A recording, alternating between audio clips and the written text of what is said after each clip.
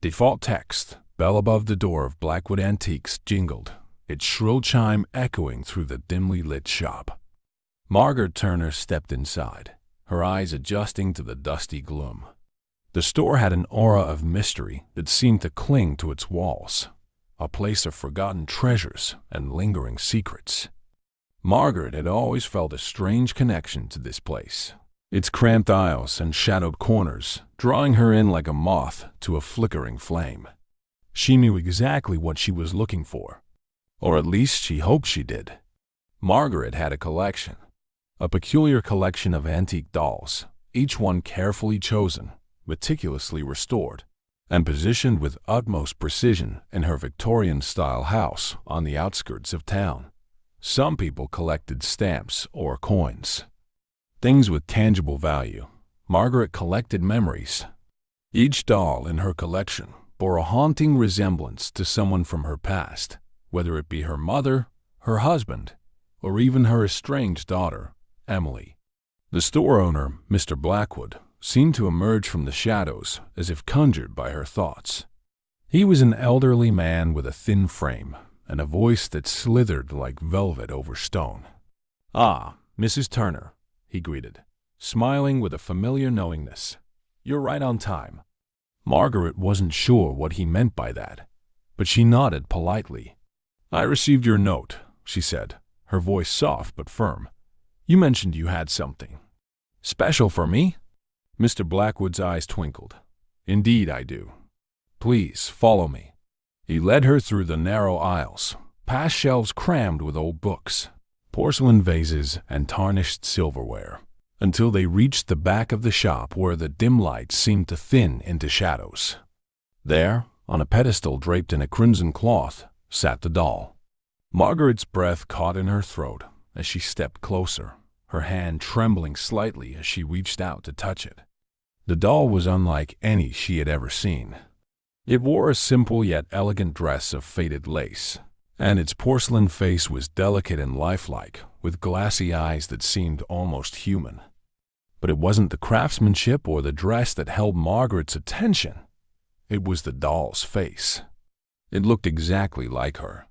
The same dark hair, styled in loose curls, the same sharp cheekbones, and the same piercing eyes that held an uncanny familiarity.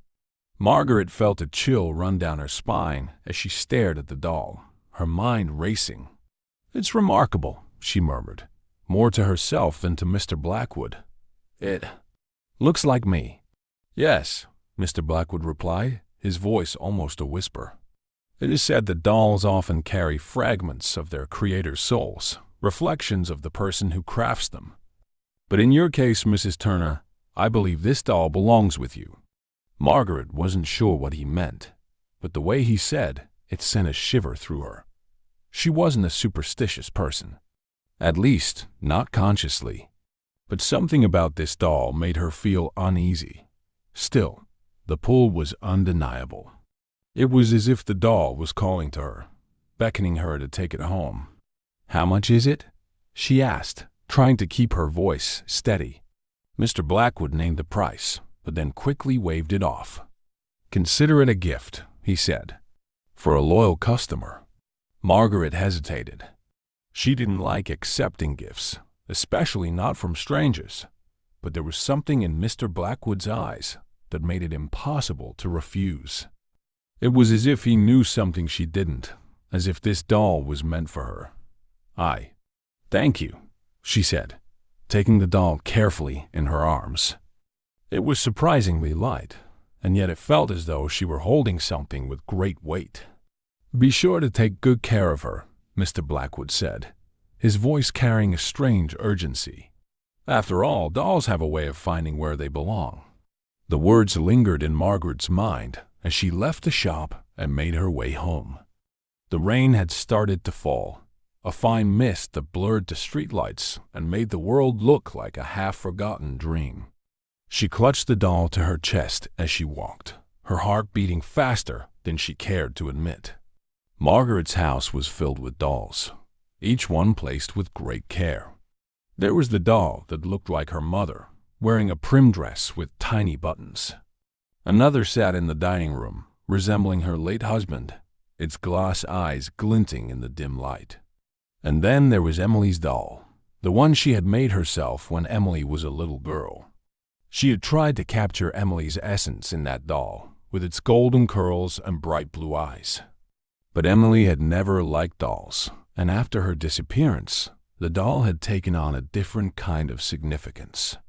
Margaret shook off the thought and turned back to the new doll, its glass eyes reflecting the lamplight. She felt a strange sense of comfort, as if this doll was a piece of herself, a part of her past that had been returned. But that night, as she lay in bed, Margaret couldn't shake the feeling that something was wrong. She kept thinking of Mr. Blackwood's words, of the way the doll seemed to watch her with knowing eyes. And as she drifted off to sleep, she thought she heard a soft whisper, like the rustling of old fabric or the murmur of a distant voice. "You're home," it seemed to say. "You're where you belong." Margaret woke with a start, her heart racing. The house was silent, and yet she couldn't shake the feeling that she wasn't alone. She got up and walked to the living room, the floorboards creaking beneath her feet. The new doll was still sitting in its chair, its head tilted slightly to the side as if it were listening to something only it could hear. Margaret shook her head, trying to dismiss the uneasy feeling. "It's just a doll," she whispered to herself, but the words felt hollow. As she turned off the lamp and headed back to bed, she couldn't help but glance over her shoulder one last time. The doll's eyes seemed to follow her, watching her retreat into the darkness. Margaret tried to convince herself it was her imagination.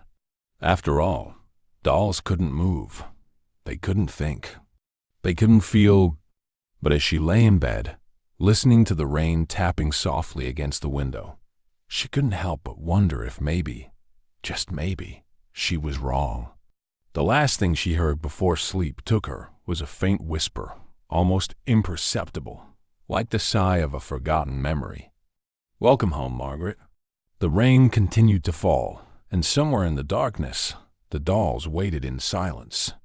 The days following Margaret's new acquisition passed in a blur of routine and restlessness.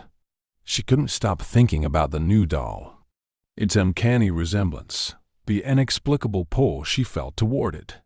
It was as if the doll demanded her attention, silently insisting that it be included in her rituals and daily tasks. Margaret spent her days cleaning the house, preparing modest meals, and tending to her collection. Every morning, she would dust the glass cabinets where her family of dolls was carefully arranged. Her hands moved automatically, caressing the dolls' porcelain faces and rearranging their clothing. It was a habit born of both obsession and grief, a way to keep her past alive and under control. But lately, Margaret had begun to feel as though her collection was changing. It was nothing obvious, just small, almost imperceptible differences. The way a doll's head seemed slightly turned from the night before, or the way its glassy eyes seemed to hold a new intensity. Margaret had always prided herself on her meticulousness, so these changes left her unnerved. Perhaps she was losing her grip on reality. She pushed the thoughts away as she finished dusting the newest doll, the one that looked like her. She had placed it in a corner of the living room, on a small chair near the window, where it could look out at the garden. Margaret tried to convince herself that its placement was purely aesthetic, but deep down, she knew she couldn't stand the thought of having it too far from where she spent most of her time. That night, as she prepared for bed, Margaret couldn't help but glance over at the new doll. The lamplight gave its glass eyes a strange, flickering sheen. It almost seemed to be watching her. She shook her head and muttered, "It's just a doll," before turning off the lamp and slipping into bed. But sleep didn't come easily. She lay awake, listening to the ticking of the grandfather clock in the hallway, its rhythmic tock-tock a constant reminder of the passing hours. Margaret stared at the ceiling, her mind replaying Mr. Blackwood's cryptic words. Dolls have a way of finding where they belong. She was jolted from her thoughts by a soft creaking sound, almost too quiet to hear. Margaret froze, straining to listen. The sound came again, a faint, deliberate creak, like the floorboards in the hallway shifting under someone's weight. Margaret sat up, her heart pounding in her chest. "It's just the house settling," she told herself, trying to push down the rising panic. Her house was old, prone to creaks and groans as it adjusted to the night's coolness. She had heard these sounds before, but tonight they felt different, purposeful. She slipped out of bed and quietly opened her bedroom door, peering into the darkened hallway. There was no one there, just shadows stretching into the gloom. The grandfather clock ticked steadily, its pendulum swinging like a metronome. Margaret tiptoed down the hallway, her bare feet silent on the worn carpet. She reached the living room and flicked on the light, half expecting to find something out of place. But everything was as it should be. The chairs were where she had left them, the cabinets undisturbed. The only thing that seemed off was the doll in the corner. Its head was tilted slightly to the side, as if it were listening to something only it could hear. Margaret let out a breath she hadn't realized she was holding. "I'm being ridiculous," she muttered, walking over to the doll. She reached out to adjust its head, but stopped when she noticed a faint smear of dust on the chair's armrest, right where the doll's hand rested. It wasn't there before. Her fingers trembled as she brushed the dust away. She told herself it was nothing, a stray breeze, a trick of the light.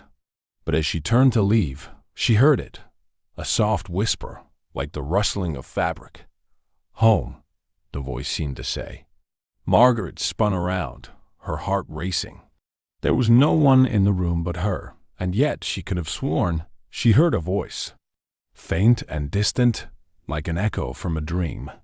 "Who's there?" she demanded, her voice shaking. But there was no answer, only the ticking of the clock. She glanced back at the doll, its head still slightly tilted. The whisper had come from that direction, she was sure of it. Margaret took a deep breath and forced herself to reach out, turning the doll's head to face forward. It felt heavier than she expected, as if the porcelain was resisting her touch. When she finally managed to straighten the doll's head, Margaret stepped back, her hand shaking.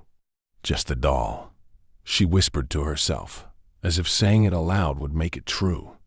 She hurried back to her bedroom and shut the door, locking it behind her. Margaret climbed into bed, pulling the covers up to her chin.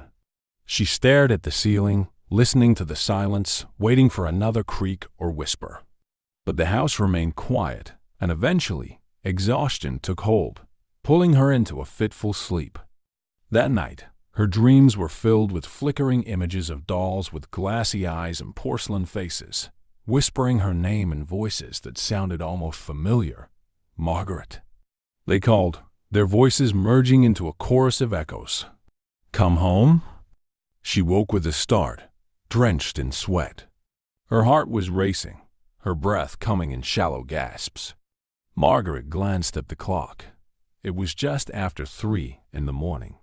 She lay there, trying to calm her racing thoughts, but the feeling of being watched wouldn't leave her. The next day, Margaret went about her routine with a sense of unease. She couldn't shake the feeling that something was wrong, that her house wasn't as empty as it seemed. The dolls seemed different, somehow, more lifelike, more watchful. She tried to focus on her cleaning, but every time she glanced at the new doll, it seemed to be watching her with those cold glass eyes. As the days passed, the whispers grew louder. At first they were faint, indistinct murmurs that she could almost dismiss as her imagination. But soon, the voices became clearer, their words more insistent. "Come home, Margaret," they whispered.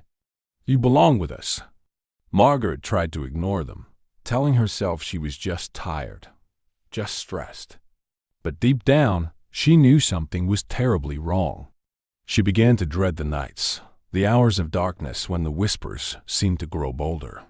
She took to leaving the lights on, but it didn't help. The whispers still came, creeping into her mind like the shadows that filled her home. One night, as Margaret lay in bed, she heard the creak of floorboards again. But this time, It was followed by the sound of soft footsteps. They stopped just outside her bedroom door. She held her breath, listening. There was a faint rustling sound, like fabric brushing against the door. Margaret's heart was pounding so hard, she thought it might burst. She reached for the lamp, fumbling with the switch. The light flickered on, illuminating the empty room. But outside her door, the footsteps continued, moving away down the hallway. Margaret sat up, her breath coming in shallow gasps. She couldn't take it anymore. She had to know what was happening. She unlocked her bedroom door and stepped into the hallway, the floorboards creaking under her feet. The house was dark and silent, the only sound the ticking of the clock. Margaret walked to the living room, her hands trembling as she reached for the light switch. When the room was flooded with light, she saw it immediately. The new doll, standing in the middle of the room, its head turned toward her. Margaret let out a choked gasp, backing away. "No," she whispered, shaking her head. "It's not real." "It's not real," but the doll didn't move. It just stood there, its glassy eyes fixed on her, its expression almost mocking. Margaret felt a cold chill run down her spine as she realized something she had been trying to deny. The doll wasn't just watching her. It was waiting. For what, she didn't know. But she was certain of one thing. She wasn't alone in her house anymore. She backed out of the room, her hands shaking so badly she could barely grip the door handle. She shut the door behind her and stumbled back to her bedroom, locking the door and turning on every light she could find. She climbed into bed and pulled the covers over her head, trying to shut out the whispers that echoed in the darkness. But no matter how hard she tried, she couldn't escape the feeling that something was watching her, waiting for her to come home. The last thing she heard before sleep finally claimed her was the faint rustle of fabric and the sound of footsteps moving closer to her door. Margaret awoke with a start, her breath catching in her throat. The room was bathed in the pale, gray light of dawn, and the sound of rain softly tapping against the window seemed to echo the anxiety pounding in her chest. She had barely slept, her mind plagued by visions of porcelain faces and whispering voices. She told herself that today would be different. She couldn't keep allowing her imagination to run wild. She needed to take control. She decided to distract herself by reorganizing her collection, a task that had always brought her a sense of peace and order. Margaret moved from one room to the next, carefully repositioning each doll, adjusting their clothing, dusting the cabinets, and making sure that every detail was perfect. Yet, no matter how much she focused on the task at hand, she couldn't shake the feeling that something was terribly wrong. The whispers had stopped, but their absence felt even more unsettling, like the calm before a storm. When she reached the new doll, the one that looked like her, Margaret hesitated.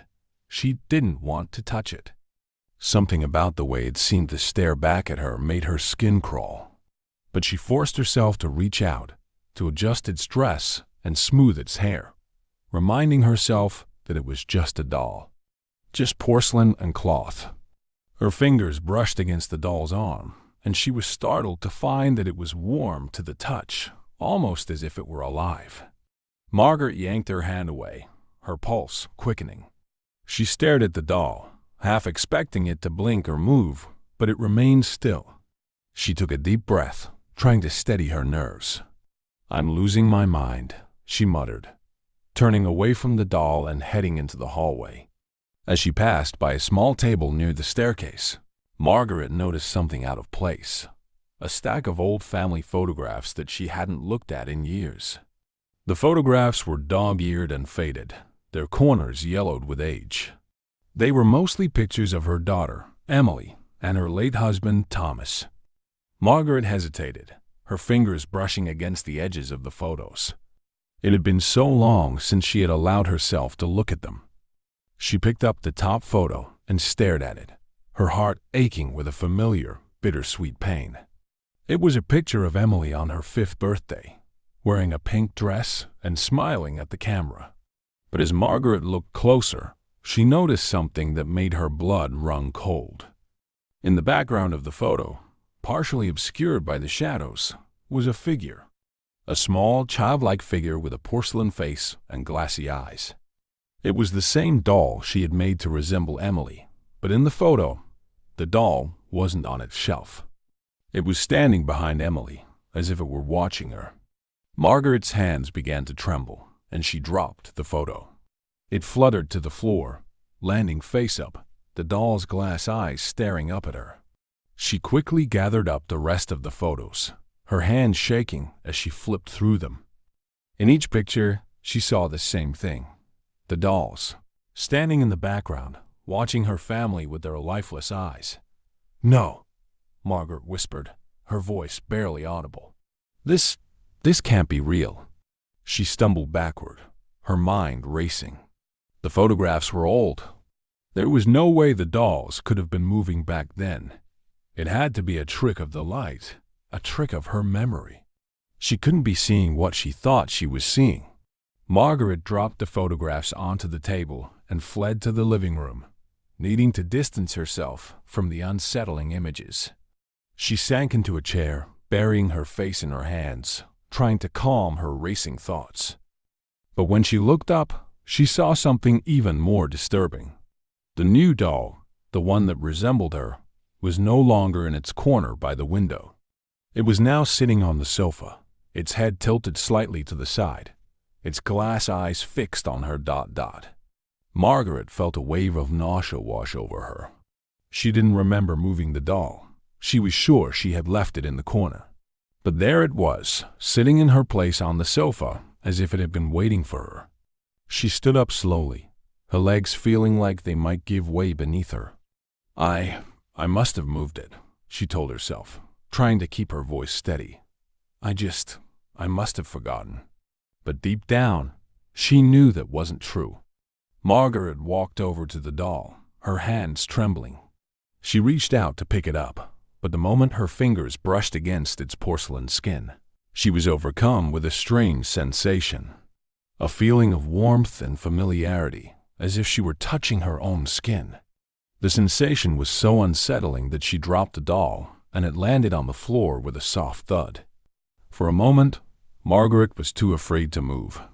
She stared at the doll, waiting for it to react, waiting for it to get up and walk away. But it just lay there, lifeless and still, its eyes reflecting the light like tiny mirrors. Margaret forced herself to pick up the doll and place it back in the corner, her hands shaking so badly she could barely hold it. She didn't want to touch it any longer than she had to. She just wanted it out of sight. As she straightened the doll's dress, she noticed something else out of place, a photograph lying on the floor near the window. Margaret picked it up and turned it over, her breath catching in her throat. It was a picture of her, standing in front of the old family home, smiling at the camera. But there was something wrong with the photograph. Something that made Margaret feel like she was standing on the edge of a precipice. In the photograph, there was another figure standing next to her. It was the new doll, but it wasn't lifeless. It was smiling, its eyes twinkling with a malevolent light. The doll was standing in Margaret's place, and the photograph looked like it had been taken recently, within the last few days. Margaret felt the room spinning around her, and she dropped the photograph. It landed on the floor, the doll's glass eyes staring up at her, mocking her. She backed away from the window, her heart pounding. She didn't know what was happening. Didn't know if she was losing her mind or if something far worse was going on. All she knew was that the dolls weren't just objects. They were watching her, and somehow they had always been watching her. Margaret stumbled out of the living room and into the hallway, her vision blurring with tears. She needed to get out of the house, needed to find help, but she couldn't bring herself to leave. The idea of abandoning her collection, of leaving the dolls behind, filled her with a sense of dread that she couldn't explain. As she reached the front door, Margaret heard a soft voice whisper her name. It was a voice she hadn't heard in years, a voice she had tried to forget. "Mommy?" Margaret froze, her hand hovering over the door handle. She turned slowly, her heart hammering in her chest. The voice came again, louder this time. "Mommy!" Margaret's eyes filled with tears as she looked down the hallway. There, standing at the far end, was the doll she had made to resemble Emily. It was standing on its own, its tiny hand reaching out toward her, its glass eyes reflecting Margaret's tear-streaked face. "Emily," Margaret whispered, her voice breaking. She took a step forward, her mind racing with memories of her lost daughter, of the years she had spent searching, hoping, and grieving. Is it really you?" The doll didn't move, but its expression seemed to change, its lips curling into a sad, knowing smile. "Come home, Mommy," the doll whispered. "We're waiting for you." Margaret felt her legs give way beneath her, and she sank to the floor, her breath coming in ragged gasps. The house seemed to close in around her, the shadows growing longer, the whispers growing louder. And somewhere in the darkness, the dolls were waiting. The following days passed in a haze of confusion and dread for Margaret. The house seemed colder now, even in the late summer heat, and every creak and groan of the old wood set her nerves on edge. She avoided the dolls as much as possible, going so far as to lock herself in her bedroom at night to escape the whispers she heard in the dark. Sleep became an elusive comfort, haunted by the echoing cries of long-lost voices and porcelain faces staring out from the shadows. Margaret knew she couldn't live like this, but she didn't know what to do. A part of her wanted to get rid of the dolls, to burn them all and be free of their suffocating presence. But the thought of losing them filled her with a deep, irrational fear. Fear of being truly alone. One evening, while she was trying to distract herself with old photo albums, Margaret noticed something strange. She had been going through pictures of Emily when she came across a photo that didn't belong. It was an old photograph of the family home, but there was something wrong with it. In the window, she could just make out the faint reflection of a figure. A doll, watching from the glass. Margaret felt a chill run down her spine. She didn't remember ever taking that photograph, and yet there it was, tucked between the pages of the album like a ghost from the past. She closed the album and shoved it aside, trying to focus on anything else. That night, as she went to check on her collection, Margaret noticed something missing. One of her most prized dolls. The one she had made to resemble her daughter, Emily, was gone. The glass cabinet where it had been kept was closed, the lock still in place, and yet the doll was missing. Margaret searched the entire house, frantically tearing through drawers and closets, but there was no sign of it. "Emily!" She called out, her voice trembling. "Where are you?" She stopped herself, realizing how insane she must sound, calling for a doll as if it were her real daughter. But Margaret couldn't shake the feeling that something terrible had happened, that the doll was trying to tell her something. She returned to the living room, her heart racing, and opened the glass cabinets one by one, checking each doll to make sure they were still there. As she reached for the last cabinet, Margaret noticed a faint outline of dust on the floor, where Emily's doll had once stood. The absence of the doll seemed to leave a void in the room, a silence that felt heavy and suffocating. Margaret closed the cabinet door and sank to her knees, burying her face in her hands. "What's happening to me?" she whispered, her voice barely audible. She felt as if she were losing her grip on reality, as if the walls of her house were closing in around her. The photographs, the whispers, the missing dolls. It all felt like a nightmare she couldn't wake up from. In a desperate attempt to find answers, Margaret went to the old family storage room. It was a dusty, cluttered space filled with boxes of memories she hadn't dared to touch in years.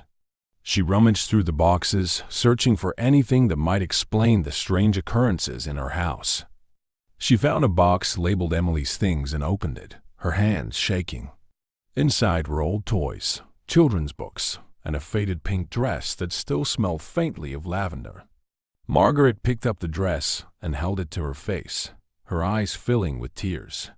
She hadn't looked at these things since Emily disappeared, and the memories came rushing back like a flood. But as she dug deeper into the box, Margaret found something that didn't belong: a small, handwritten journal with a cracked leather cover. It was Emily's journal, something she had kept in the months before her disappearance. Margaret had never found it, and now, as she flipped through the pages, she realized why. The entries were written in a childish scroll, filled with the kind of innocent musings and drawings typical of a young girl. But toward the end, the tone of the entries began to change. The drawings became darker, depicting strange figures with porcelain faces and hollow eyes. And in the last entry, Emily had written something that made Margaret's blood run cold. "The dolls are talking to me. They say they want to take me home. Mommy can't hear them, but I do. They watch me at night. They know my name." Margaret dropped the journal, her hands shaking. It couldn't be real. It had to be a mistake, a trick of her mind. But deep down, she knew the truth. The dolls had always been watching, and Emily had known. She stumbled out of the storage room, clutching the journal to her chest. She didn't know what to do, didn't know who to turn to. The walls of the house felt like they were closing in on her, the shadows growing longer and darker. Margaret made her way back to the living room, her mind racing. She needed to find the missing doll, needed to understand what was happening. She opened the cabinets again, her fingers fumbling with the locks. But no matter how many times she counted, Emily's doll was still gone. "Where are you?" she whispered, her voice breaking. "Emily, where are you?" The silence that followed was deafening. Margaret turned to leave, but as she reached the doorway, she saw something that made her heart stop. There, on the floor near the window, was a photograph she hadn't seen before. She picked it up with trembling hands, her breath catching in her throat. It was a picture of her, taken recently, but she didn't remember posing for it. In the photograph, Margaret was standing in the living room, looking out the window with a sad, distant expression.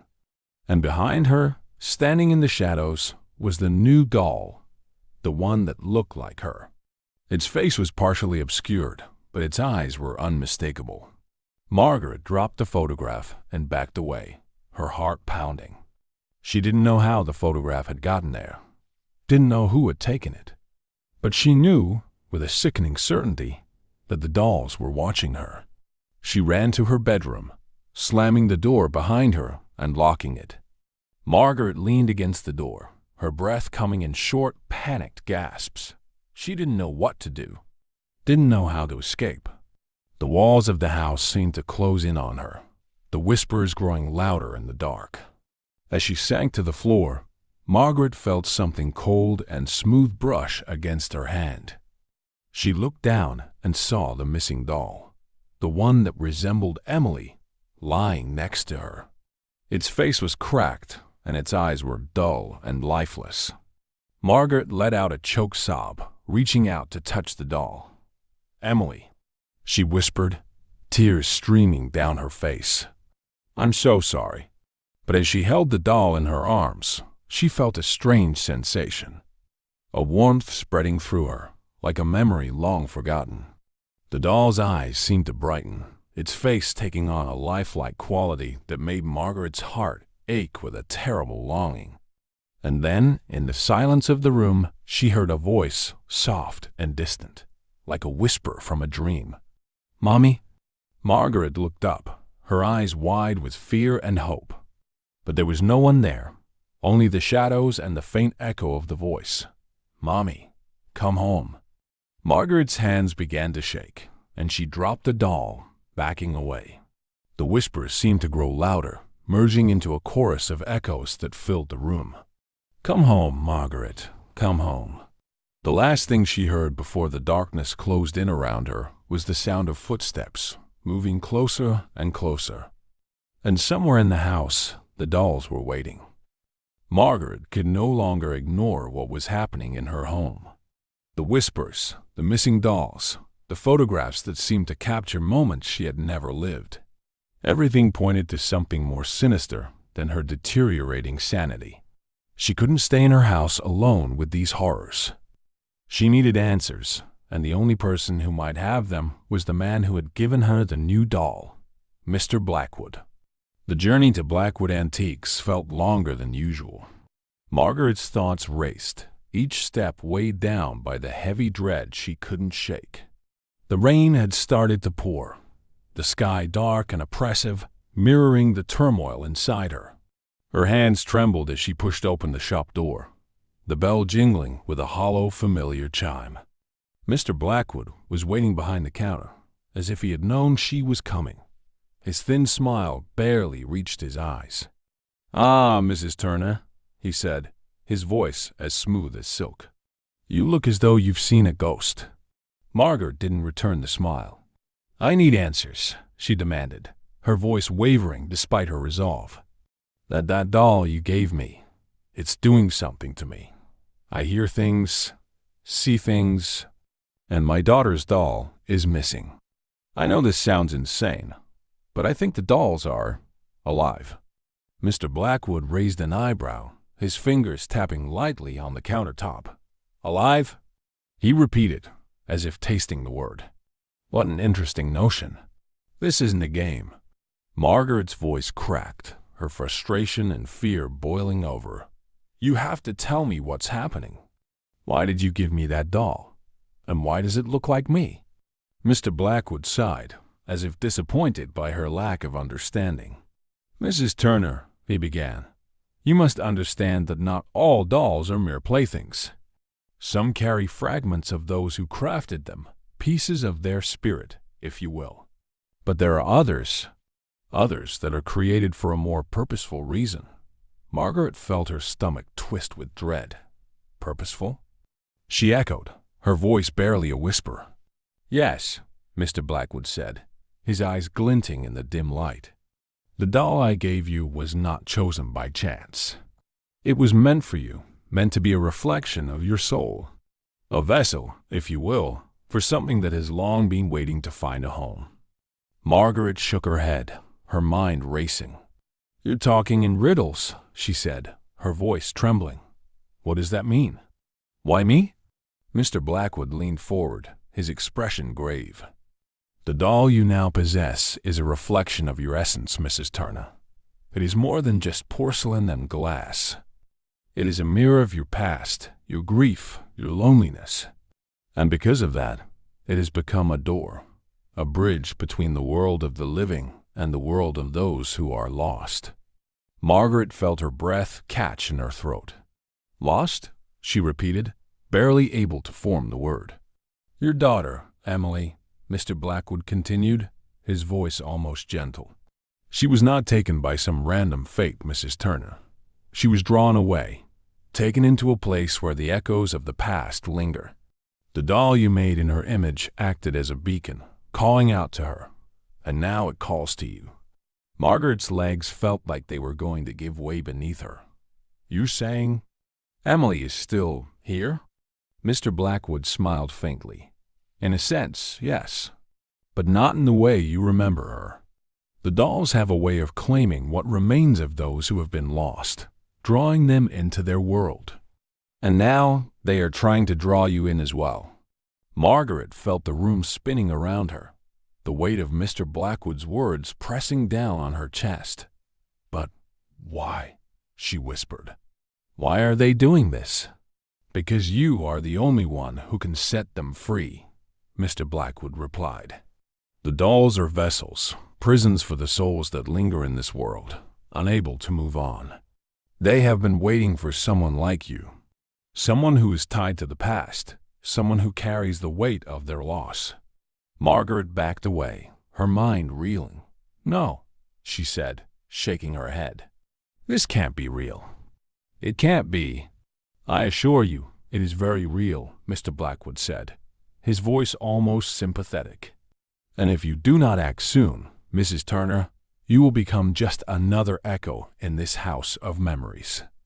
Margaret felt tears welling up in her eyes. She wanted to scream, to run, but her legs felt rooted to the spot. "What do I have to do?" she asked, her voice barely more than a whisper. Mr. Blackwood reached beneath the counter and produced a small, intricately carved key. He held it out to her, his eyes never leaving hers. "This key will unlock the final door, the door that separates your world from theirs. You must find it and choose whether to close it forever or open it completely." Margaret stared at the key, her hands trembling. "And what happens if I open it?" Mr. Blackwood's smile faded. "Then the world of the living and the world of the lost will become one," he said. "And those who are trapped will be free to walk among us once more." Margaret took a shaky breath, her fingers closing around the key. She didn't understand everything Mr. Blackwood had said, but she knew one thing. She had to find Emily. She had to bring her daughter back, no matter the cost. "Thank you," she whispered, turning to leave. "Be careful, Mrs. Turner," Mr. Blackwood called after her, his voice carrying a note of warning. "The past has a way of consuming those who dwell in it for too long." Margaret didn't respond. She pushed open the door and stepped out into the rain, the weight of the key heavy in her pocket. She didn't know what awaited her in the darkness of her home, but she knew she couldn't turn back now. As she made her way down the empty street, the whispers seemed to follow her, echoing in the rain. "Come home, Margaret," they murmured. "We're waiting for you."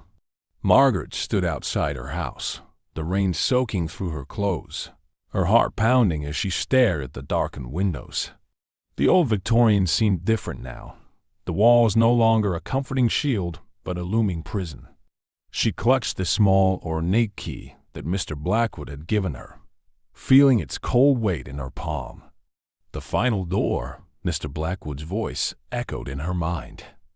The thought of entering her home filled her with dread, but the urge to find Emily, to bring her daughter back, was stronger than her fear. With a trembling hand, Margaret unlocked the front door and stepped inside. The house was quiet, but not in the way an empty home should be. It was a heavy, stifling silence, as if the walls themselves were holding their breath. She flicked on the lights, illuminating the narrow hallway that led to the living room. The bulbs flickered weakly, casting long shadows that seemed to shift and dance. "Emily?" Margaret called out, her voice shaky. "Are you here?" There was no answer, only the soft ticking of the grandfather clock in the hallway. Margaret's fingers tightened around the key as she made her way to the living room. She needed to find the door, needed to end this once and for all. As she entered the living room, Margaret felt a chill run down her spine.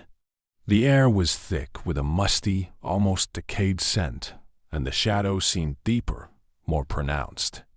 She glanced at the corner where she had placed the new doll, half expecting to find it missing again. But it wasn't missing. The doll was right where she had left it, sitting in its chair by the window. Only now, it wasn't lifeless. Its head was tilted to the side, as if listening, and its eyes, Margaret's eyes, were fixed on her. She swallowed hard, forcing herself to approach the doll. Every step felt like a battle against her own instincts, against the primal urge to run and never look back. But she couldn't leave. Not without Emily. Margaret reached out to touch the doll, and as her fingers brushed against its porcelain cheek, she felt a strange warmth, like the warmth of living skin. She pulled her hand back, her pulse quickening. "Who are you?" she whispered, her voice barely audible. The doll's glass eyes seemed to glint in the dim light, and for a moment, Margaret thought she saw her own reflection in them, only it wasn't quite right. The reflection smiled, but Margaret didn't. The reflection's eyes were cold, empty, devoid of the fear that gripped her. Margaret backed away, her hands shaking. She needed to find the door, the keyhole that would unlock whatever was holding her daughter captive. She glanced around the room, her eyes searching for anything out of place. That's when she saw it, a faint outline in the wall, barely noticeable in the shadows. It was a door, almost indistinguishable from the wallpaper, as if it had been hidden deliberately. Margaret approached it slowly, her heart hammering in her chest. She reached out and ran her fingers over the seam, feeling the cold, smooth surface beneath her touch. She pulled out the key, her hands trembling, and inserted it into the lock. The key turned with a soft click, and the door creaked open, revealing a dark, narrow passage leading down into the depths of the house. Margaret hesitated, her breath catching in her throat. The passage was shrouded in darkness, and the air that wafted up from it was cold and stale, like the breath of something ancient and long forgotten. But she couldn't turn back now, not when she was so close.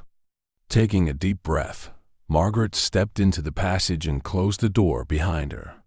The darkness enveloped her, and for a moment, she felt a surge of panic, the walls pressing in around her. She fumbled for a light switch, but there was none. Her only option was to keep moving forward. The floorboards creaked beneath her feet as she descended the narrow staircase. The air grew colder with each step, and the whispers that had plagued her for so long seemed to grow louder, merging into a chorus of voices that filled the darkness. "Come home, Margaret," the voices murmured. "Come home?" Margaret reached the bottom of the staircase and found herself in a small, dimly lit room. The walls were lined with old mirrors, their glass cracked and stained with age. She felt a sense of déjà vu, as if she had been here before, but the memory was just out of reach. She walked to the center of the room, her footsteps echoing in the silence. In front of her stood a tall, ornate mirror, its frame carved with intricate designs that seemed to writhe and twist in the dim light. Margaret stared at her reflection, feeling a strange sense of disconnect, as if the person in the mirror wasn't really her. The reflection smiled, and Margaret's heart skipped a beat. She hadn't smiled. "Who are you?" Margaret whispered, her voice trembling. The reflection tilted its head, mirroring her movements. But its eyes were different, cold and lifeless, like the eyes of the dolls. And then, in a voice that was both her own and not her own, the reflection spoke. "I am you, Margaret," it said, its smile widening. "I am the part of you that you left behind." Margaret felt a chill run down her spine. "Left behind?" She echoed, her voice barely audible. "Yes," the reflection replied, its eyes glinting with malice. "The part of you that couldn't let go, that clung to the past and refused to move on. You created me, Margaret. Created all of us." "All of us?" Margaret whispered, her heart pounding. The reflection's smile faded, replaced by a look of cold, calculating intent. "The dolls, Margaret," it said. "They are fragments of your past. Reflections of the people you lost, the memories you couldn't bear to let go. And now they have become real." Margaret shook her head, her mind racing. "No," she whispered. "This isn't real. It can't be." "It is real, Margaret," the reflection said, its voice growing colder. "You made it real. And now you must choose." "Choose?" Margaret echoed, her voice trembling. The reflection's eyes seemed to bore into her, and Margaret felt a strange pressure building in her chest, as if something were pulling her toward the mirror. "You must choose whether to let go of the past," the reflection said, "or to become a part of it." Margaret felt tears welling up in her eyes. She didn't understand what was happening, didn't know if she was losing her mind or if something far worse was unfolding. But she knew one thing. She couldn't leave without Emily. "Where is my daughter?" Margaret demanded, her voice shaking. "Where is Emily?" The reflection's smile returned, a cold, cruel smile that sent a shiver down Margaret's spine. "Emily is here," it said. "She has always been here, waiting for you." Margaret felt her knees go weak, and she sank to the floor, her breath coming in shallow gasps. She didn't know what to do, didn't know how to escape the nightmare she had created. But then, in the silence of the room, she heard a soft, familiar voice, a voice that made her heart ache with longing and grief. "Mommy?" Margaret looked up, her eyes wide with hope and fear. There, In the mirror was the reflection of Emily, her face pale and fragile, her eyes filled with a sadness that Margaret could feel in her own heart. "Emily," Margaret whispered, reaching out toward the mirror. The reflection of Emily reached back, her small hand pressing against the glass. "Come home, Mommy," she whispered. "Please, come home." Margaret felt a surge of emotion, grief, longing, guilt, all mixing together in a torrent of pain. She reached out with trembling fingers, her hand hovering inches from the mirror. She wanted to hold her daughter, to bring her back, to make everything right. But as her fingers brushed against the glass, Margaret felt a cold, lifeless hand close around her wrist. She looked up in horror as her reflection, her doppelganger, smiled at her, its eyes gleaming with triumph. "Come home, Margaret," it whispered, its voice a twisted echo of her own. The last thing Margaret saw before the darkness closed in was her own face, smiling back at her from the other side of the mirror. The world felt wrong. Margaret opened her eyes to a familiar room, the dim light filtering in through heavy curtains. She was back in her living room, but everything seemed slightly off. The air was heavy, as if it carried an old, decaying memory. She blinked, trying to clear the fog in her mind, but the sense of disorientation only grew stronger. Margaret sat up, her movements slow and unsteady, and looked around the room. The grandfather clock in the hallway was ticking softly, its rhythmic tock-tock echoing in the silence. But there was something different about the clock. Its hands weren't moving. Time had stopped. "Emily?" Margaret called out, her voice weak. The sound seemed to fall flat, swallowed by the oppressive quiet. As she tried to stand, Margaret felt an invisible weight pressing down on her shoulders. Her legs felt heavy, her muscles stiff, as if she hadn't moved in days. She stumbled forward, her mind spinning, and caught herself on the edge of the sofa. That's when she saw it. The new doll, sitting in its chair by the window, watching her with those cold, lifeless eyes. But there was something different about it now. Its expression was no longer blank. It wore a twisted smile, its lips curled in mockery. Margaret's breath caught in her throat. "No," she whispered, shaking her head. "This isn't real." The doll's head tilted slightly, and for a moment, Margaret thought she saw it blink. She backed away, her heart pounding, and turned toward the hallway. She needed to get out of the house, needed to find someone, anyone, who could help her. But as she reached the doorway, Margaret felt something brush against her arm. She looked down and saw the hand of another doll, its porcelain fingers cold and smooth. She let out a choked gasp and pulled away, stumbling backward into the living room. The whispers began again, louder this time, filling the air with a chorus of voices. "Come home, Margaret," they murmured. "Come home?" Margaret covered her ears, trying to block out the sound, but the whispers only grew louder, more insistent. She turned and saw that the dolls had moved. They were no longer in their glass cabinets. They were standing in the room, their eyes fixed on her, their faces twisted into grotesque smiles. "No," Margaret cried, backing away. "This isn't real. You're just dolls." But the dolls didn't move. They just watched her, their glass eyes gleaming in the dim light. Margaret felt the walls closing in around her, the air growing colder. She stumbled toward the front door, but it wouldn't budge. She pulled on the handle, her fingers slipping on the cold metal, but the door remained stubbornly shut. It was as if the house itself were trapping her, refusing to let her leave. She turned and ran down the hallway, her footsteps echoing in the silence. The grandfather clock loomed ahead of her, its hands still frozen at midnight. As she passed by it, Margaret saw her reflection in the glass. Her face pale and gaunt, her eyes wide with fear. But her reflection didn't match her movements. It turned to look at her, its expression twisting into a cruel smile. Margaret let out a scream and stumbled backward, the walls of the hallway seeming to stretch and shift around her. She ran into the kitchen, the cold tile floor chilling her bare feet. The cabinets were open, their contents strewn across the counters, as if someone had been searching for something. The windows were fogged over, obscuring the outside world, making it feel as if she were trapped in a snow globe of her own making. "Emily!" Margaret cried, her voice breaking. "Please, where are you?"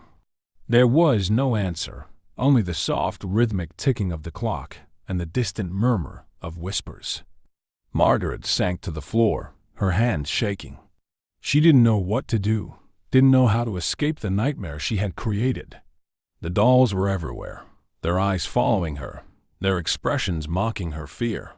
And then, in the silence of the kitchen, she heard a soft voice, a voice that made her heart ache with grief and longing. "Mommy?" Margaret looked up, her eyes wide with hope. There, standing in the doorway, was Emily. She looked exactly as Margaret remembered her.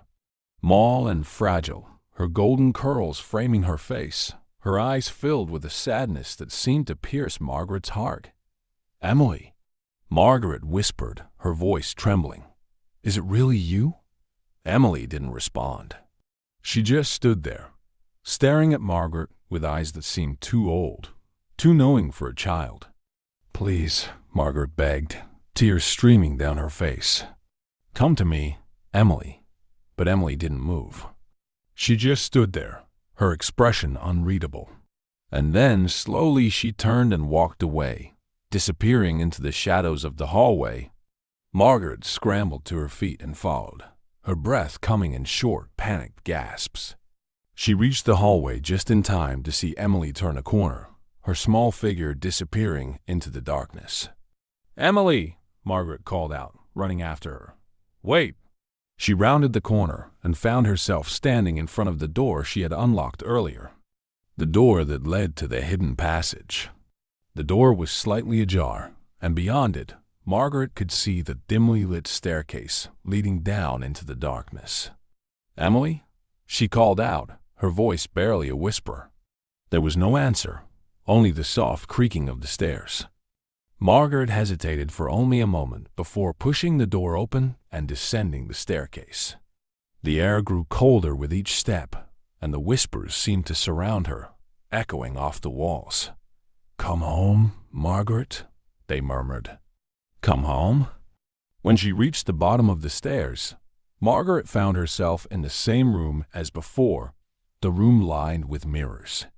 But this time, the mirrors were different. Their glass was no longer cracked and stained.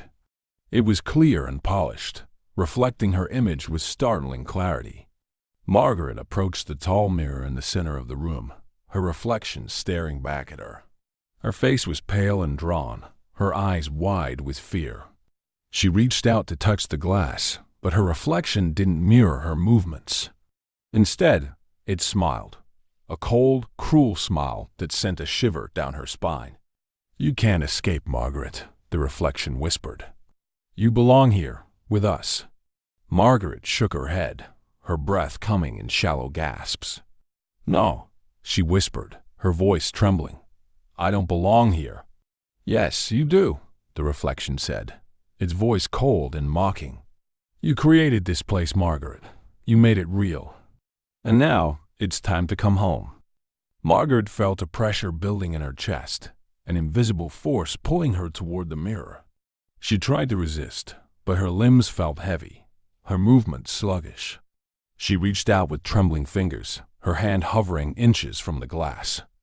But before she could touch the mirror, Margaret saw something that made her blood run cold. Standing behind her reflection, in the dim light, was Emily. Her eyes were wide and empty, her expression blank. She reached out with a small, porcelain hand, and Margaret felt a chill run down her spine. "Mommy," Emily whispered, her voice hollow. "Come home?" The last thing Margaret saw before the darkness swallowed her was her reflection's twisted smile and Emily's empty eyes. When Margaret opened her eyes, she wasn't in her house anymore. She was in a vast, dimly lit room that seemed to stretch on forever. The walls were lined with shelves, and on each shelf sat rows upon rows of porcelain dolls, their faces bathed in a cold, pale light. They were all watching her, their glassy eyes reflecting her fear. She tried to move, but her body felt stiff and unyielding. Panic set in as she realized she couldn't lift her arms, couldn't turn her head. She was completely immobilized, as if something were holding her in place. Margaret tried to call out, but no sound came from her lips. Her voice was gone, swallowed by the oppressive silence of the room. Slowly, with great effort, she managed to turn her head just enough to see her reflection in the nearest mirror. What she saw made her blood run cold. It wasn't her reflection. It was a doll's, a porcelain face, perfectly smooth and expressionless, with painted eyes and lips. The doll's face was an exact replica of her own, but devoid of life, devoid of humanity. Margaret's breath caught in her throat. She tried to scream, but the doll's mouth remained closed. She wasn't just seeing the doll, she was the doll. She had become part of her own collection, trapped in a body that wasn't hers. This isn't real, she told herself, trying to hold on to her sanity. This is just a nightmare. But no matter how many times she repeated the words, they felt hollow and meaningless. The room was real, the mirrors were real, and the dolls were real. And so was the reflection staring back at her. Time seemed to stretch on forever in that room. Margaret had no sense of how long she had been there. Hours, days, maybe even weeks. All she knew was that she couldn't escape. The other dolls remained motionless, their eyes empty and lifeless. But Margaret could feel their presence, feel them watching her with an almost sentient awareness. And then, one day, if it could even be called a day, the silence was broken by a soft voice. "Hello, Margaret." The voice was familiar, but it didn't come from the room around her. It came from within, an echo in her mind, whispering to her from the darkness. Margaret tried to speak, but the doll's mouth remained closed, its expression unchanged. "Do you know where you are?" the voice continued, its tone gentle yet mocking. "Do you understand what has happened to you?" Margaret wanted to scream, to lash out, but she was powerless to do anything but listen. "You're home, Margaret," the voice said, its tone turning cold. "You're where you belong." Margaret felt a chill run through her, and in that moment, she knew whose voice it was. It was the voice of her doppelganger, the reflection that had lured her into this place. "You created this world," the voice continued. "You made it real with your grief, your guilt, and your obsession. And now it belongs to you." Margaret's mind raced, trying to make sense of what was happening. How had she gotten here? How had she lost control? "Your house is a prison," the voice said, its tone almost sympathetic. "A prison for the memories you couldn't let go of, the people you couldn't save. You filled it with echoes of the past, with fragments of those who were lost. And now you're part of it." The voice fell silent, and Margaret was left alone in the darkness. She tried to fight against the overwhelming despair that threatened to consume her, but it was a losing battle. She was trapped in a nightmare of her own making, with no way out. Days passed, at least. She thought they were days. The room remained unchanged, the mirrors reflecting her lifeless porcelain face. Margaret could feel herself slipping away, her thoughts growing dull and fragmented, like pieces of a puzzle slowly falling apart. And then, one day, the door to the room creaked open. Margaret couldn't turn to see who had entered, but she felt their presence. A familiar presence that sent a chill down her spine. It was her doppelganger, the reflection that had taken her place. "Hello, Margaret," the doppelganger said, its voice soft and mocking. "You look well." Margaret felt a surge of anger and fear, but she was powerless to do anything but listen. "I wanted to thank you," the doppelganger continued, "for creating this place. It's quite beautiful, really. A world filled with memories and echoes, with fragments of those you couldn't let go of. And now, it's mine."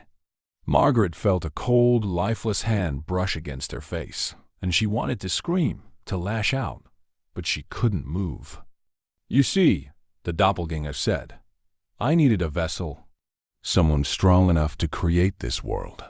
Someone who could hold on to the past even as it consumed them. And you, Margaret, were perfect." The doppelganger stepped back, and Margaret could see her in the reflection of the mirror. A perfect replica of herself, but with eyes that were cold and empty. "I will take good care of your world," the doppelganger said, a cruel smile playing at the corners of her lips.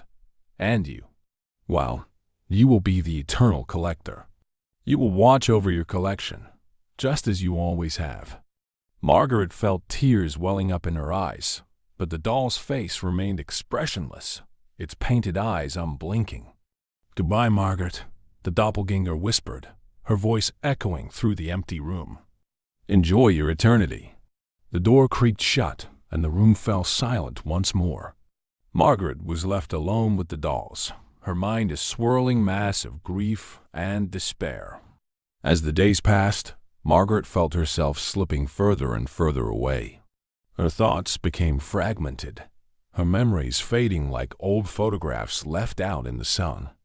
She could no longer remember what it felt like to be alive, to be human. All that remained was the cold, lifeless face of the doll, watching over her collection for all eternity. In the end, Margaret had become what she had feared most, a lifeless reflection of the past, trapped in a prison of her own making. And somewhere in the darkness, the whispers continued. "Come home, Margaret," they murmured.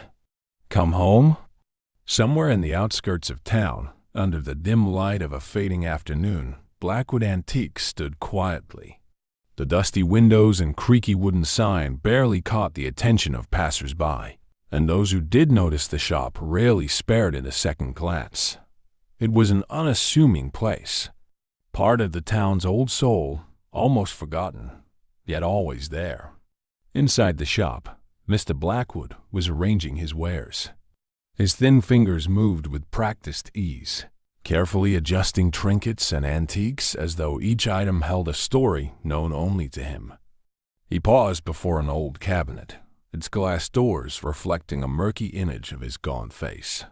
Behind the glass sat rows of delicate porcelain dolls, their faces lifelike, their eyes glinting in the dim light. Mr. Blackwood's smile was one of quiet satisfaction. Everything was in its rightful place. The bell above the door jingled, and Mr. Blackwood turned to see a young couple enter the shop. They looked like many others who had come before them, curious, uncertain, and just a little out of place.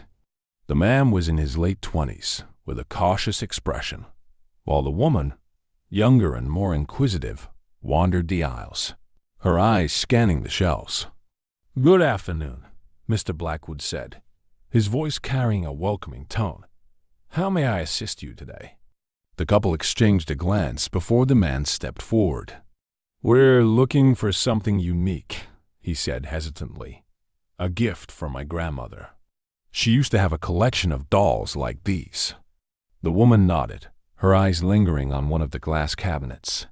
"She lost most of them years ago," she added, her voice soft. "We thought it might be nice to find something that reminds her of the past." Mr. Blackwood smiled, his eyes glinting with something almost imperceptible. "Ah, a reminder of the past," he murmured. "I believe I may have just the thing." He led them to the far end of the shop, where a display case held an assortment of porcelain dolls, each one intricately detailed. The couple browsed in silence, their fingers brushing lightly over the glass as they studied the lifelike faces and carefully crafted garments.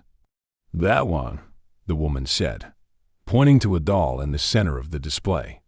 It was a small doll with dark curls and a delicate dress, its expression serene yet haunting. "It looks so familiar." Mr. Blackwood's smile widened. "Yes," he said softly. "She is quite special, a piece of a memory, if you will. A reflection of something long lost." The man hesitated, his brow furrowed. "How much is it?" "For you?" Mr. Blackwood replied, "A modest sum. And, of course, there's a story that comes with it. If you'd care to listen." The couple glanced at each other, intrigued. Mr. Blackwood reached into the display case and carefully lifted the doll, holding it with a reverence that suggested it was more than just an inanimate object. "This doll," he began, "was once part of a larger collection. A collection that belonged to a woman named Margaret Turner. Mrs. Turner was a collector of memories, dolls, each one representing someone from her past. But she became lost in her collection, and in doing so, created a world from which she could never escape." The woman shivered, but she was captivated by the story. "What happened to her?" she asked. Mr. Blackwood's smile faded, and his expression became solemn. Mrs. Turner became trapped in her own reflection, a prisoner of the memories she could not let go. Her collection grew until it consumed her, and now she watches over her dolls, forever bound to the world she created. The man chuckled nervously. "That's quite the story." Mr. Blackwood inclined his head. "Indeed. But every story has its truth, does it not?" The couple exchanged uncertain glances, but the woman's curiosity was stronger than her apprehension. "We'll take it," she said, her voice resolute. Mr. Blackwood nodded, wrapping the doll in delicate tissue paper before placing it in a small wooden box. As he handed it to the couple, his fingers lingered on the box for just a moment longer than necessary. "Take care of her," he said softly. "Dolls have a way of finding where they belong." The couple thanked him and left the shop, the doorbell jingling softly behind them. Mr. Blackwood watched them go, his expression inscrutable. He turned back to the counter, his gaze lingering on the empty space where the doll had been. He reached beneath the counter and pulled out a small, ornate key, the same key he had once given to Margaret. He held it in his hand, turning it over slowly, as if contemplating its significance. The key was old and worn, its surface etched with faint, intricate patterns. Mr. Blackwood placed the key back on the counter and turned to the cabinet of dolls, his eyes scanning the rows of lifelike faces. Each one seemed to watch him with an intensity that was almost unsettling, their expressions frozen in time. "You have done well, Margaret," he murmured, his voice barely audible. "You have found your place among them." The shop fell silent, the only sound the soft ticking of an old clock on the wall. Mr. Blackwood turned away, leaving the key on the counter, a reminder of the door that had been opened and the world that had been created. Somewhere in the shadows, the echoes of Margaret's whispers lingered, faint and distant. "Come home, Margaret," they murmured. "Come home." And the shop remained, as it always had, an unassuming place, filled with relics of the past and secrets waiting to be discovered.